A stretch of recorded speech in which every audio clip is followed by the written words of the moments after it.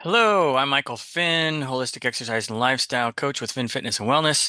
And today I'm going to talk about DEXA scans. So, this past week I offered up DEXA scans to all my clients. These are dual energy X-ray. Oh, the last word's always tough. Absorption something or other. So, and basically what they're doing is they're scanning the body for bone mass, muscle mass, and fat mass. Now, in the medical area, they'll pretty much just look at bone mass, but in the health and fitness industry, we've added in muscle and fat mass, and it breaks it all down here into the body. So I'm going to show you my results so that you can see mine, as well as you can see the importance of getting multiple scans over time. I tend to recommend the people, depending upon their goals and that sort of thing, that they get, like 2 scans a year or sometimes more. It just kind of depends upon what you're really trying to look for and what kind of results you're going for. Because it can be very motivating to see, your results going the right direction from your training, your nutrition plan, your sleep habits, all that kind of good stuff. So all those lifestyle factors are going to change the results of your DEXA scan, your body composition, excuse me, your bone density, everything. So here we go. So my last scan was on June 28th of 24, and this scan was on February 12th of 2025. So we're right up here where you can see my little cursor. Okay, um, so in June, my body fat percentage was 17.9%, and I went down to 16.5%. My total body weight in June was 178.2, and my body weight here in February is 174 even. So I dropped down 4.2 pounds. The fat tissue itself was 31.8, and it went down to 28.7. So I lost 3.1 pounds of fat mass.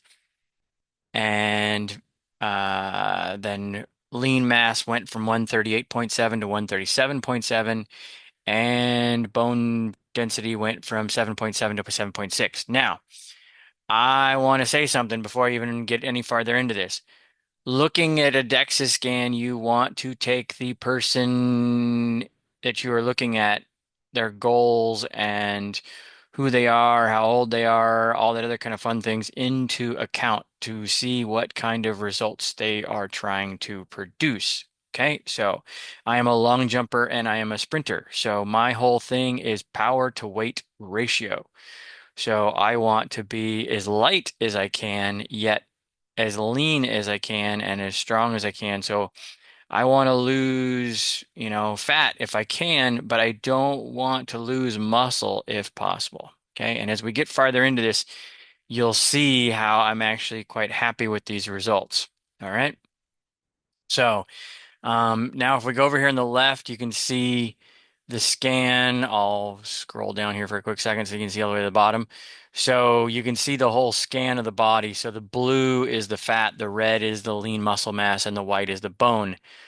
All right. So that way you can kind of see and you can kind of compare, all these different little scans. And then they don't have it on these reports, but they also have uh, another metric on here, but it's just not on the PDF report of a lean body mass. So everybody knows about body mass index, which doesn't take into account the fact of how much muscle you have or how much body fat you have. It's just like how much you weigh. And it's not very accurate. Where there's a lean body mass that's much more accurate, and actually the higher number that is, the better you are. And so mine was 18.7. And for males, you're really looking for a metric of about 20. So I'm not going to go into all the details as to how to come up with all that. That could be another thing, or you can ask questions and I'll, put it out there. But the big key is, we want lean mass on our body. It's part of our reserve for energy. When you catch colds and things like that, your body digs into lean body mass to mobilize proteins that you can fight off colds. Okay. All right. So here we go into the first thing. So, body fat percentage, which is typically what people are really worried about, but at the same time, be careful. Don't freak out. Okay. Because Body fat is important. Body fat is your energy reserve. You get your body fat too low, and you're going to have a hard time with energy. You're going to have a harder time with recovery. You're going to might have a harder time with sleep. You might also have a hard time balancing hormones or even producing hormones. So don't think that it's all about trying to get super low body fat. It's a matter of finding the appropriate body fat that works well for you. So we have women up here at the top. And so commonly I like women to be in the ballpark of somewhere between uh 22, 23% and as high as maybe like 30%. Okay. Doesn't mean you can't be over that. You can. Remember, it's all about your goals. Okay. So, and then commonly as we get older, you want to maintain a little bit more body fat percentage simply because, once again, it is energy reserve. So, once again, if you catch a cold or a virus or a flu or something like that, you have a little bit to dig into. So, if you're carrying 2 or 3% higher than what I necessarily recommend is you're up in the 50s or 60s, not a problem. So it's actually a good thing. All right. So then we get into the men. Men, I typically like them to be, under 20% preferably. If you're younger, closer to more like 15%. Okay. So I came in at 16.5. And as you can see in this chart right here, 16.5 just puts me over the 20 to 29 age group, okay, as to where you would want. It says, for 50 to 59-year-olds, I turned 56 this year. They're saying under 21%. Well, I'm 16.5, and I know I can get that lower, but it's February, so I'll work on getting it lower for later in the year. All right, there is that. We looked at that scan, and then the other cool thing is this breaks the body up into different regions. Okay, so we'll run through this pretty quickly.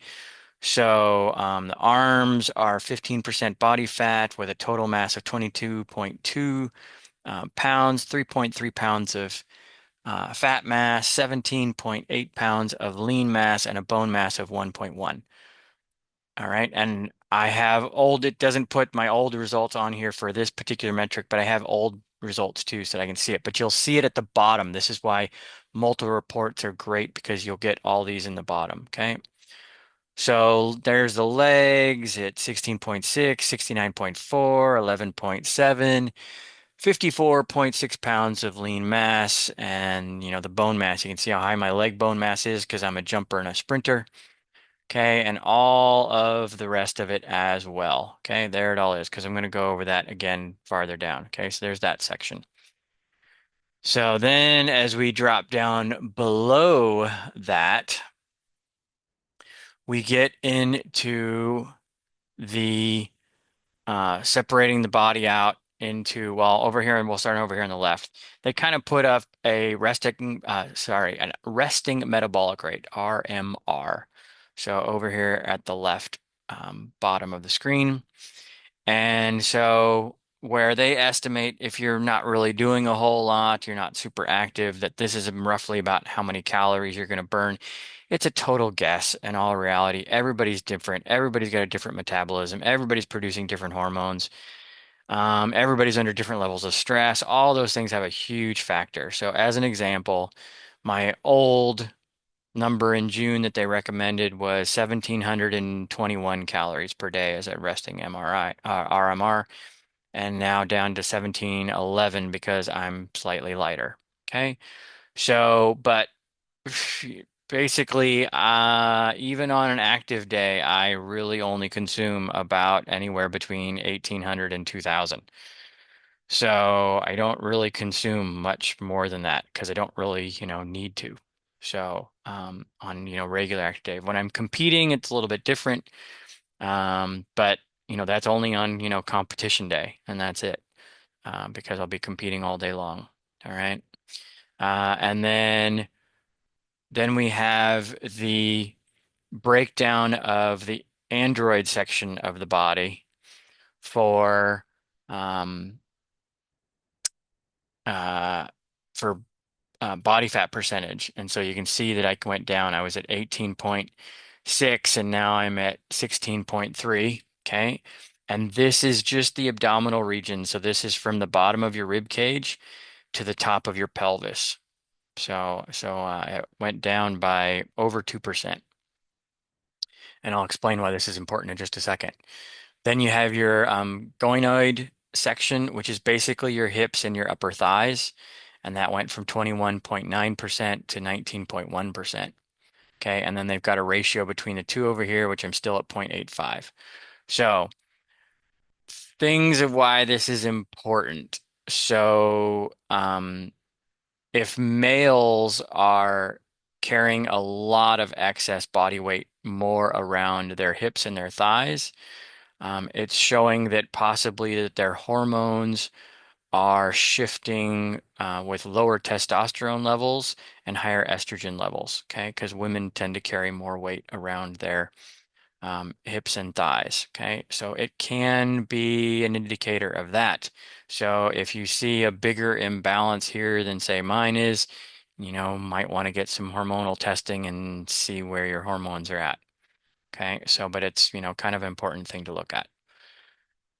So that's why that's important. And then if we come down a little bit more and we just look over here on the left, we get into visceral fat. Okay, the visceral fat is the fat that is underneath our muscle and surrounding our organs, our liver, our kidneys, our intestines, and that sort of thing. All this stuff inside here where my cursor is. So this stuff in here, if we get a lot of accumulation of fat, it can show that, you're eating an improper diet. There's imbalances in your blood sugar level. Maybe you're drinking too much alcohol. But one way or the other, too much stuff is getting stored inside the abdominal wall, and that's not good. That leads to potential type 2 diabetes, cancers, and all sorts of things. So we want to make sure that we have that down at a nice low level. All right, so I was at a 0.88 in June, and now I'm a 0.45 pounds. So I'm getting that lower and lower, which is great. Okay, and then the other part down below that is volume in inches cubed. So this actually shows if I'm actually losing size there too through that whole abdominal region, which I am. I went from 25.88 cubic inches to 15.95 cubic inches. And I can totally feel that in my body as well. And once again, this is all nutrition related and exercise related. I've changed my exercise routine to tighten this area up, to pull everything in a little bit, by using different exercises and then, nutritional changes, to change the way that this whole abdominal region looks, functions, and feels. All right. So, and I will emphasize that to lose body fat, you have to be very careful because if you're trying not to lose muscle mass, like I'm trying not to, you have to go very slowly. Okay. And we'll see that as I get farther down the list. So then we come over here to the right and we look at bone mass. Bone mass is very important for everybody, but especially as we get older. We want to make sure we maintain our bone mass so that we don't have fractures or anything like that. So this first number here, where I've got my cursor, the 1.393, that's my bone density score, okay? And then this T-score to the right of that, 1.9, is my score for a healthy 30-year-old male, and the 1.9 is the Z-score is the healthy person of my age. And so if we come over here to this chart and we look at where 1.9 would fall, it falls over here in the 93 to 97 percentile. So I'm doing really good. Want to be at the bottom of that chart.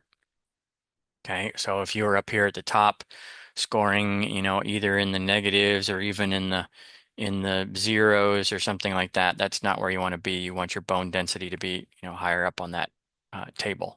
Well, I should say lower down on that table, down here. Okay.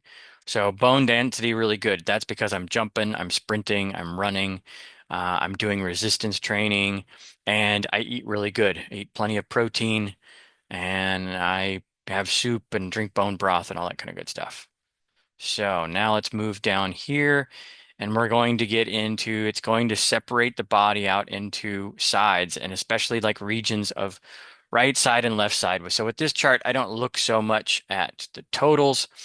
I look more at just the right side and the left side. So, and as I go through this, I'll talk a little bit more. So, especially for me as a sprinter, or if you're another athlete, you want your limbs equal weight because it's going to allow your body to move faster. So whether you are a runner, a sprinter, a swimmer, a cyclist, whatever, any kind of sport like that where it's kind of a cyclical activity, you want your limbs to be equally weighted so that you have symmetry from one side to the other and you're not getting out of balance. So when we look at my arms, I'm not too worried about the body fat percentage, one side to the other. They're, different. My right arm is 14.7, my left arm is 15.2. The total mass is important to me. So, because this is what I'm talking about. So my right arm is 11.4 and my left arm is 10.8. So my left arm is lighter. So it's going to throw off my symmetry in my sprinting. And I do feel this, and I do notice that I have to work my left arm really well to get my right leg moving properly because my left arm is lighter than my right arm. So very important, and I'm working on trying to get this closer together, and I am. So it doesn't show my last results, but my last results, my left arm was even smaller than my right arm, or than it is now. So I'm getting it closer and closer to my right arm. The fat mass is only a tenth off. And then the other imbalance here is the lean mass. So the lean mass in my right arm is 9.1 pounds, and in my left arm it's 8.6. So I'm a half pound short on lean mass in my left arm. It shows in my weight training. My left arm always bails out sooner, and so I'm always working on trying to train that left arm to get it caught up and get it closer. And it is getting closer than it was in my last scan. And then bone density, my left arm is a tenth of a pound less dense than my right arm. Okay, same thing. I want to get it, closer. So then when we go down to the legs, super duper important for me since I'm a jumper and sprinter. So not so worried about the body fat percentage, but it is different, 16.5, 17.1. Um, then when we move on to total mass, once again, very, very important. My right leg is 35 pounds. My left leg is 34.4, 6/10 of a pound difference. Might not sound like a lot, but for a sprinter jumper, it's very, very important and it throws off my mechanics. And once again, I really have to work hard on keeping my left leg moving correctly because it's lighter than my right. So, then total fat, 5.8 on the right, 5.9 on the left. And then here we go again with the lean mass. I'm 17.6 on the right and 17.0 on the left. So I'm 6/10 of a pound more muscle on the right than on the left. This also has improved since June. I used to be 9/10 of a difference, or even a full pound different one side to the other. And this is because I had a pretty significant knee injury 2 years ago, and I'm trying to build that left leg back up to get it caught back up to my right. So I'm getting closer and closer every time. And this is why I will get another scan in anywhere between 4 and 6 months so that I can watch the progress because it keeps me motivated to train and work hard and eat properly and all the other things. That's why I love these DEXA scans now that they're available to us. They're awesome. All right, so we're going to move down to the next section here. So because now we're going to see the great part of getting multiple scans because we have these graphs over here on the left-hand side of the page. So when we're looking at fat mass for my arms, and we come over here, we see I used to be at 3.5 in my arms, and now I'm 3.3 pounds. So I lost a 2/10 of a pound of body fat in my arms. Great. Awesome. Perfect. Okay. So always great to lose a little bit. When you get down here to my legs stayed exactly the same. They're 11.7 before, they're still 11.7. So they stayed exactly the same. My legs didn't change. Perfectly fine. Then we get into the trunk, which is basically everything from your neck all the way down to your pelvis. And this is where I went from 14.9 pounds of body fat to 11.9. This is called eating properly and not trying to cut too hard. If you cut too hard, you're not going to lose body fat, you're going to lose lean muscle. And so when you do this slowly over time, so this is from June of 24 to February of 25. And so that's why I was able to lose three um, 3 pounds of body fat off of my whole trunk and whole torso without significantly losing a whole bunch of lean mass. All right. And then we scroll down here a little bit farther and we get down to the Android section. So once again, this is the abdomen from the bottom of the rib cage to the top of the pelvis. And I went from 2.2 to 1.8. So I dropped 4/10 of a pound, almost half a pound of body fat out of my abdomen. Once again, doing it nice and slow. So that's awesome. And then around the hips and upper thighs area, I went from 5.9 to 5.0. So I dropped 9/10 of a pound through there. That's great. Once again, that's awesome. The other good thing about, losing some body fat percentage, people don't realize that body fat actually converts some of your testosterone into estrogen. So you can increase your, testosterone levels for you guys out there simply by reducing your body fat percentage. So, and then total body fat percentage, or total body fat, I went from 31.8 pounds of body fat down to 28.7 pounds of body fat. So a loss of 3.1 pounds of body fat. All right. Woohoo, awesome. So dropped the body fat down. And now we go down to the next section, and this next section has the lean mass. So now we can see what happened to my lean mass tissue, all right, which is really important to me as a sprinter and a jumper and as just health. So in my arms, I went from 17.7 to 17.8 pounds. So I added a whole 10th of a pound of muscle on my arms. All right, cool. So I lost some fat off my arms and I added some muscle. Great, cool, happy with that. And I will also say a lot of this has to do with the fact that I changed some of the way that I've been training.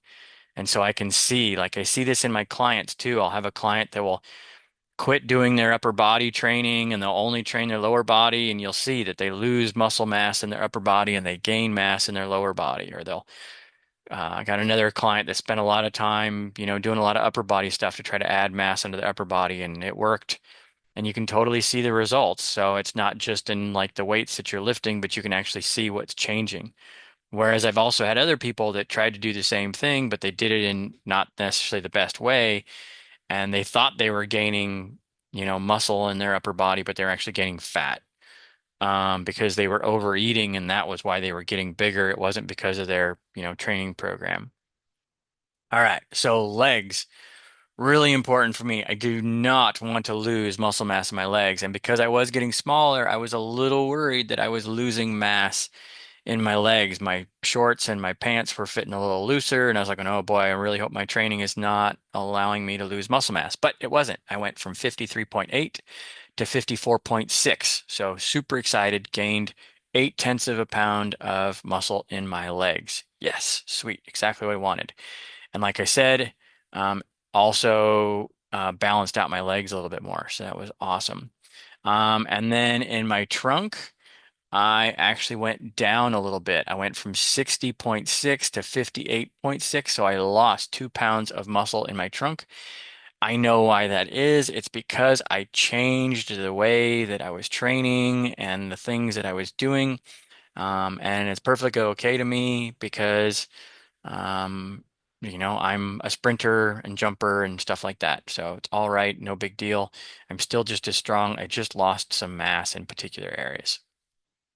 Then we come down to the abdominal region once again, and in here, I went from 9.6 pounds to 9.1. Once again, that has to do with I lost a half a pound of lean tissue in my abdomen. And that once again has to do with the changing in my training program and the ways that I am training now.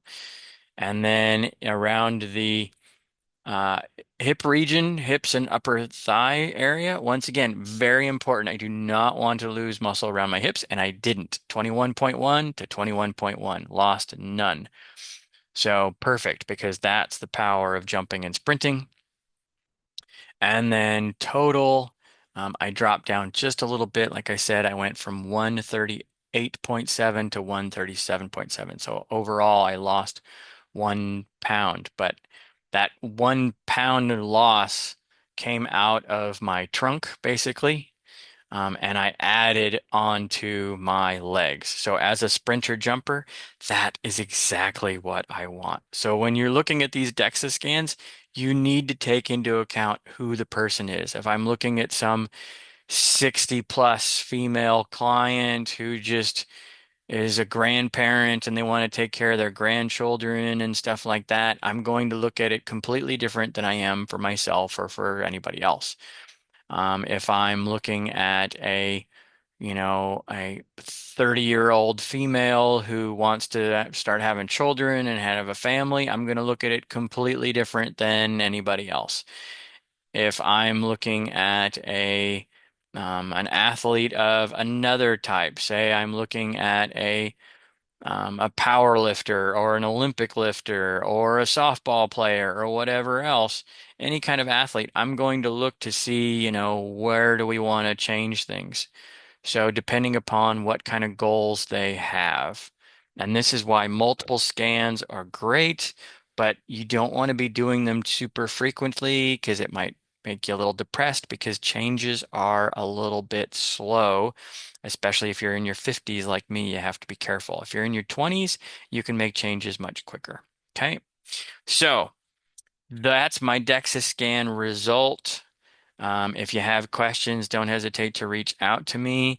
I'm going to be offering up DEXA scans again at Fin Fitness and Wellness in September of 2025. And I'd highly recommend these to lots of people. If you have them and you'd like me to review them with you or talk about what we can kind of do to change your results, to change them more into an appropriate light for you, don't hesitate to reach out and we can set up an appointment for you and go over and create a plan to help you reach your goals more quickly and more efficiently without going in the wrong direction. So, hope you all enjoyed this. I really like doing this kind of stuff and hope you have a happy and healthy day. And I will see all of you in the next video. Have a great one.